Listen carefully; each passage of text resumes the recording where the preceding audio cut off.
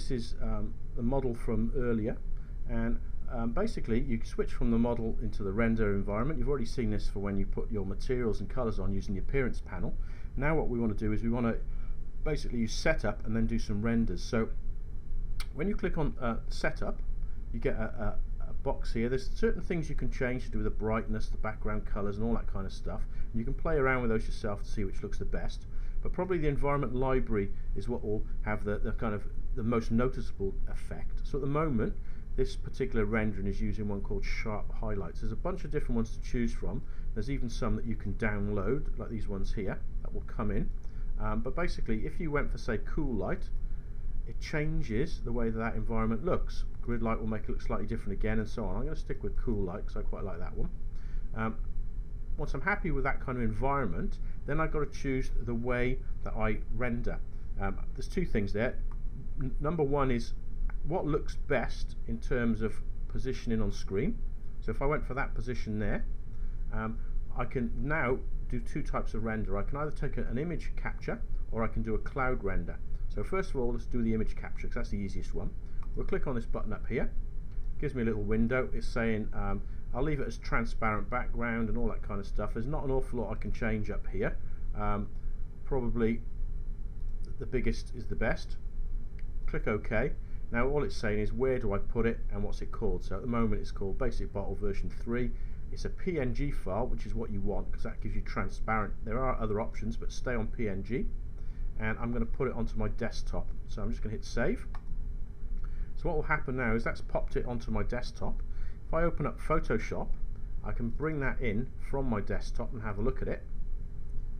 So Basic Bottle version 3, that's what it was. You can see the transparent background, but the image is much bigger than I need it to be. So probably what I want to do is just crop it.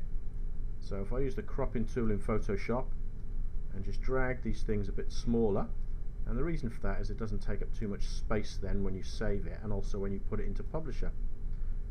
There we go. I'm just going to hit Control S to save that now, so I know that this is the saved version. And if I open up something like Publisher now, so imagine this was my portfolio, I can insert that picture, still same place, same name, there it is, and that's what that looks like now, straight into my Publisher file. So it's not too bad. Now obviously when you do renders you want a few different renders, so things like the position of this lid, whether it's closed and open, when you're in different views and so on, so you can make it look more interesting, and also changing some of the colours to show what that design would look like, maybe in a different material or a different colour. It's very easy to change those once you've got them in there. And just to go back, if I show you, if we go back into the modelling environment, I want to change the height of this on here. All I need to do is to find the right joint which is being used. Now I think that probably, if I have a little look at what flicks on and flicks off, that will probably be the joint number 5, which I think is the last one. If I edit that one, I can grab this and pull it down, and if I now click OK and go back into my render library, now, in fact let's take that joints back off again so we can't see them.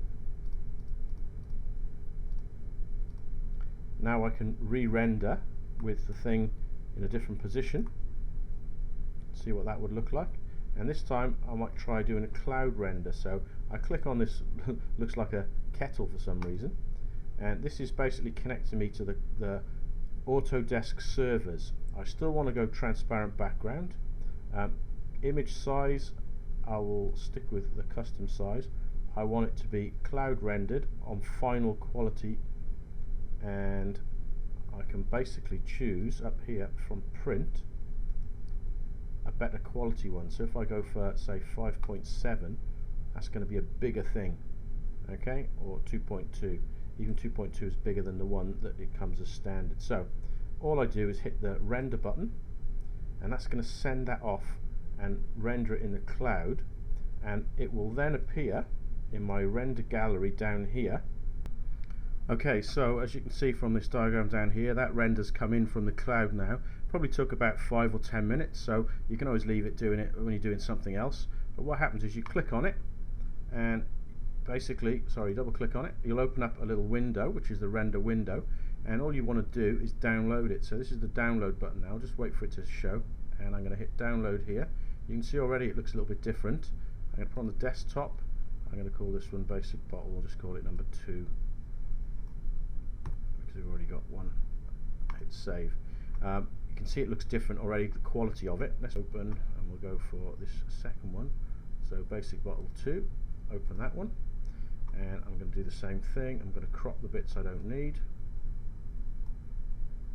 Now the difference is now that this is a higher resolution copy, so if you look on the bottom left of this screen, you'll see that this is only showing at 66%. So if I double click here, that's the actual size of it. You can see it looks different. I'm going to go back to, save that first, Control and S, go back to our publisher file, and we'll insert that one and we'll have a little comparison.